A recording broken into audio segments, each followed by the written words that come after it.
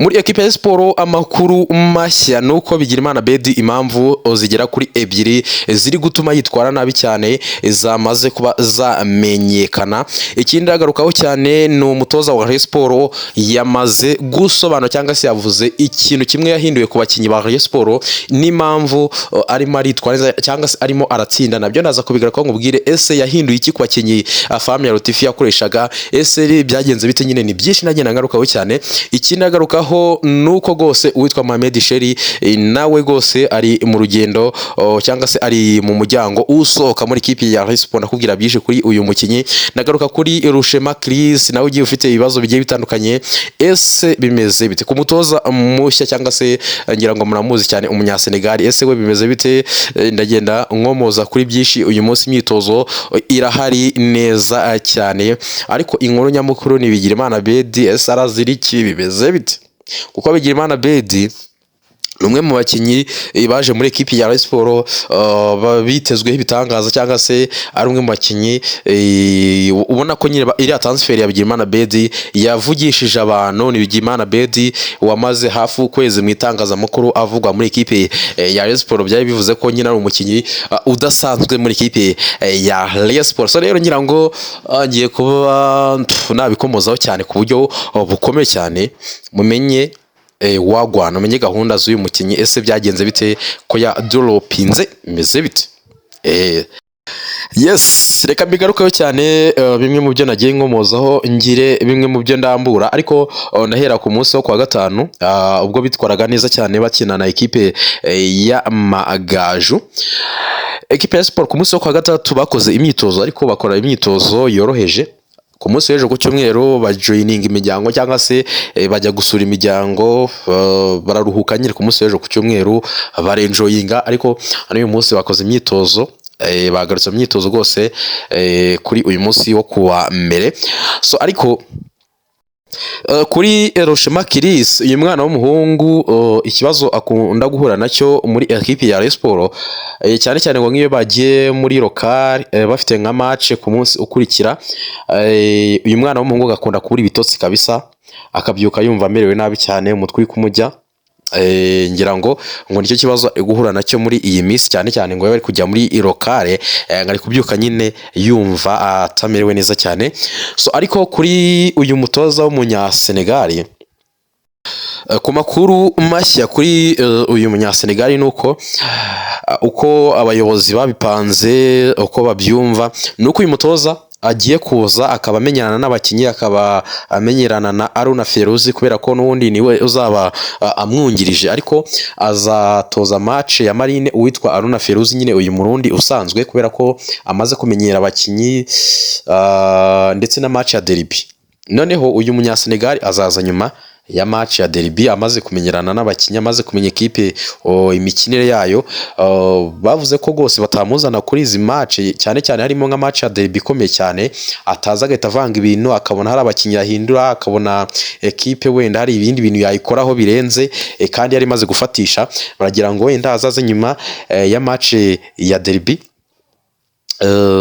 muri za match nyine zoroshye wenda niko umuntu yabivuga. Nyuma ya match ya derby haba hariho match wenda zisa nkaho zoroshye mu kuntu, ariko nicyo ngicyo navuga wenda kuri uyu mutoza w'umunya Senegal. Niko babipanze abayobozi, azaza barebe imikinire, arebe equipe muri rusange, arebe effective cyangwa se abakinyi ifite, arebe qualité, arebe ibiki byose, arebe imyitozo, azahita amenya ngo nuko biteye. Rero uyu mutoza azatoza nyuma ya match ya derby neza nyina, azaba agaragara ku kibuga, ariko awitwa Aruna Feruzi imikino ibiri n'ubundi azakomeza ayitoza. So andi makuru n'ubundi kuri Aruna Feruzi, uyu mutoza w'umurundi bimwe mu byo agenda avuga yahinduye muri equipe ya Rayon Sport ndetse no mu bakinyi muri rusange. Uyu mutoza avuga ko nk'iyo bafite match, equipe ya Rayon Sport nk'iyo ifite match, uyu mutoza yicana n'abakinyi akababaza ngo murashaka gukina gute. Kaza ati mwebwe mumbwire murifuza gukina gute. Aramanza nyine akabayitisha ati ngewe agavuga ati nge nizera TikTok cyangwa se gutembereza baro, ariko namwe mwambwira nimba hari uburyo mwumva bwaborohera akari bwo mukina nyine arabohereza nyine ku buryo ntago ari wa mutoza ufunze umutwe nka Lotifi. We aramanza akaganira n'abakinnyi akagira ati rero iyi mikinire nimba ariyo yaborohera reka bariyo dukina. Nyine aramanza akabaganiriza kugira ngo bisange cyangwa se basange bari kumvikana neza cyane kandi bagwanira iki umutoza. Ariko ikindi nuko ku bakinnyi bose hafi ya bose uretse Mohamed Sheri bose bakubwira ko uwitwa Family Lotifi rwose hafi ya bose batamukundaga cyane rwose, ngo yabatozaga ibintu bibagora cyane bigatuma bakina nabi cyane ku bakinnyi bagiye batandukanye. Hari abakinnyi rwose bakubwira ati uyu mutoza yaratwishe kabisa, ntabwo twari dugikina umupira ngo ubone umukinnyi agaragara.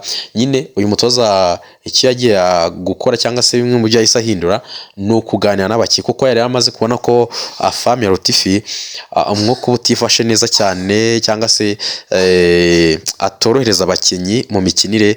Uyu mutoza rero kimwe mu byo yazanye ni ukuganira n'abakinnyi akumva ibitekerezo byabo. Ubwo kuri Mohamed Sheri kuri perezida wa Rayon Sports we yumva uyu mukinnyi Fazal nirangira rwose bashobora gutandukana kubera ko rwose urwego yagaragaje kubwe aba yumva yajyana n'umutoza wenda, ariko ikibazo kikaba amafaranga. Ariko Fazal baramutse bumvikanye bigenda nyine biri mu masezerano rwose, uyu mukinnyi n'ubundi bazatandukana rwose bitarenze Fazal ikirangira mu kwezi kwa mbere. Uyu mukinnyi ashobora kuzasohoka muri equipe ya Rayon Sports, ariko nyine ku bwa perezida we yumvaga kubera ko amafaranga nyine aba atari kuboneka neza, yumvaga yajyana na mugenzi we nyine Lotifi.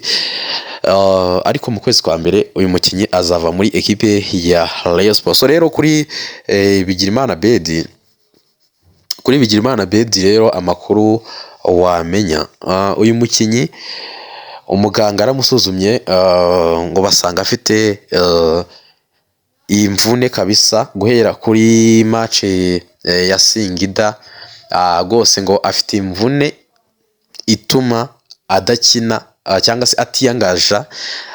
Uyu mutaramu ngari gukinira ku mvune kabisa, ngari gukina ku mvune ikomeye cyane, kandi niyo mpamvu muri iyi minsi muri kubona arimo aratembera mu kibuga, nta bintu byo kwiruka cyane, arimo rwose umukinnyi Bigirimana Bedi ngo afite ibyamvune nyine yo kuri Singida, bamuteye inshinge bagize bate, na n'ubu rwose ngo iyi mvune aracyayifite. Niyo mpamvu uyu mukinnyi arimo barakina abantu n'abafana nyine ukabona ko nyine batamwishimiye.